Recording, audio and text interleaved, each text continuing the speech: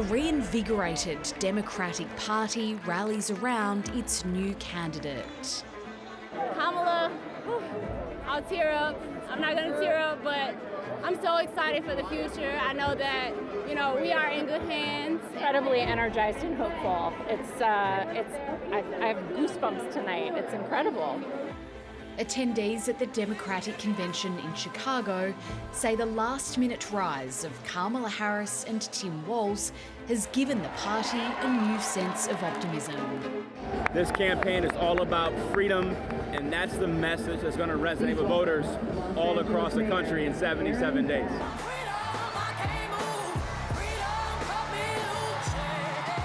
The Vice President had already been formally nominated 2 weeks ago, making today's traditional roll call a purely ceremonial affair, albeit an entertaining one. Georgia, how do you cast your vote?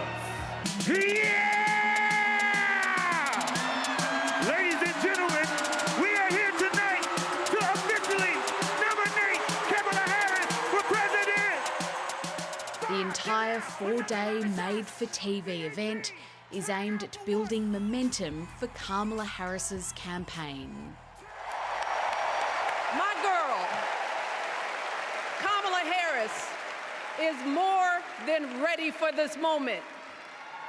She is one of the most qualified people ever to seek the office of the presidency. Wherever she's needed, however she's needed, Kamala rises to the occasion.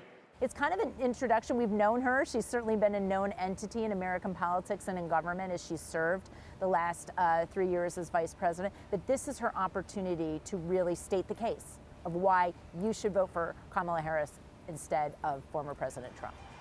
Only a month ago, Joe Biden thought he'd be the one accepting his party's endorsement for a second term. Instead, the president took to the stage to begin a long farewell. It's been the honor of my lifetime to serve as your president. I love the job, but I love my country more. Joe Biden's swift endorsement of his deputy helped her to secure the nomination. And opinion polls suggest Kamala Harris has since tightened the race against Donald Trump. This is real. We cannot have someone that have a lack of character, a lack of integrity, to sit behind the seal of the President of the United States. But the Vice President faces a series of major tests over the next 2.5 months. She's under pressure to do more than scripted campaign appearances and put herself up for interviews and press conferences.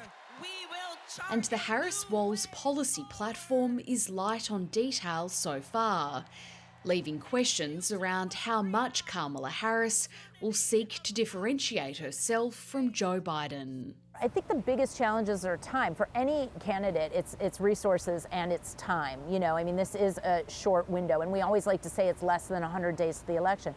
In America, voters start voting in September. There's early vote in a lot of states, there's absentee voting. So you've got to leave the convention and really reach those independent, non-decided voters and talk about why she feels she is the better choice and her ticket is the better choice. Free, free, free Palestine! Another challenge for the Vice President is navigating the ongoing divisions in the electorate and her party over the war in Gaza. I think that Donald Trump, who, none of us want to see win, has a very strong chance of winning because of this issue in particular, because people are not confident that Kamala is going to make any difference. Pro-Palestinian protests in Chicago haven't been as large as organisers had been hoping for, although a small group of demonstrators managed to breach a security barrier before police moved in.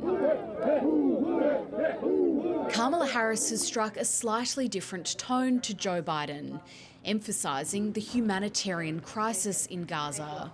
But she's reaffirmed US support for Israel and shut down protesters who've confronted her on the campaign trail. If you want Donald Trump to win, then say that, otherwise I'm speaking. It's typical from the Democratic Party to hold our votes hostage and just be like, hey, I'm speaking. If you want to vote for Donald Trump, then I'm speaking. Like, what is that? I don't feel represented by that kind of comments. Inside the convention, though, Democrats are trying to put on a show of unity with the help of some high-profile progressives. And she is working tirelessly to secure a ceasefire in Gaza and bringing hostages home.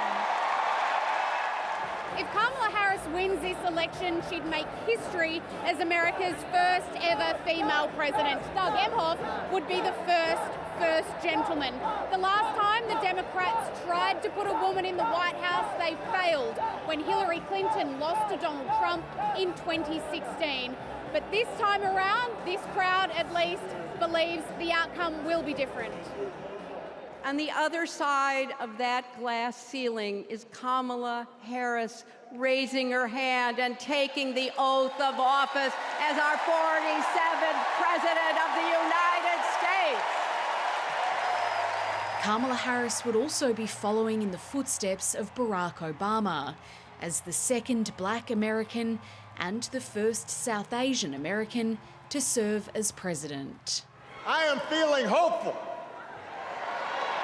because this convention has always been pretty good to kids with funny names who believe in a country where anything is possible. We want to see more diversity in these elected official roles, and I think what that shows is not unlike when President Obama was elected, that is, once you get through those first, anything's possible. In what's shaping up to be an incredibly close race, Kamala Harris still has a huge amount of work in front of her. I think we feel better every day, but we can't take anything for granted.